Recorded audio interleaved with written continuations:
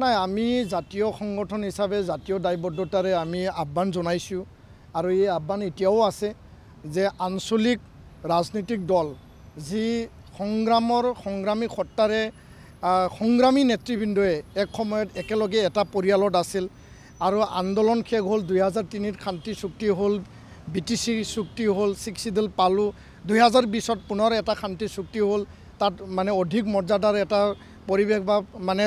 চিৰস্থায়ী শান্তিৰ কাৰণে NDB আহিল BLTO 2003 আহিল আৰু এই সংগ্ৰামী নেতৃবৃন্দ একেলগে এটা পৰিয়ালত আছিল ইয়াৰ পিছত বিভক্ত হৈ পেলাই আজি তাৰিখত BPF আঞ্চলিক ৰাজনৈতিক দল UPPL আঞ্চলিক ৰাজনৈতিক দল দুইটা দলৰ যিসকল নেতৃবৃন্দ আছে সেই নেতৃবৃন্দসকলক আমি আহ্বান জনাইছোঁ যে বিটিআৰ কেন্দ্ৰিক যদি ৰাজনৈতিক অধিকাৰক সাব্যস্ত কৰিব লাগে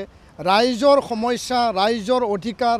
আৰু ৰাইজে যি এটা আকাংক্ষা যি সপোন দেখিছিল যদি বাস্তৱত ৰূপায়িত কৰিব লাগে শিক্ষা অৰ্থনীতি সমাজ ব্যৱস্থা সকলো দিশত আৰু ইয়াত থকা জাতি জনগোষ্ঠীক আগবঢ়াই নিব লাগে তো তাৰ স্বাৰ্থত আমি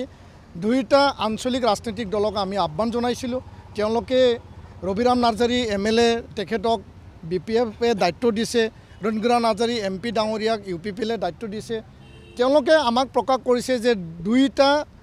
যি কমিটি দুইটা আঞ্চলিক ৰাজনৈতিক দলক 3-4 লানি আলোচনা হৈছে আলোচনা ইতিবাচক বুলি তেওঁলোকে মিডিয়া আগত প্ৰকাশ কৰিছে আৰু আমি দৃঢ় বিশ্বাসী যে কোনোবা নহয় কোনোবা বিন্দুত তেওঁলোকে সমাধান সূত্ৰ ওলাব আৰু যিকোনো বিনিময়ত সমাধান এটা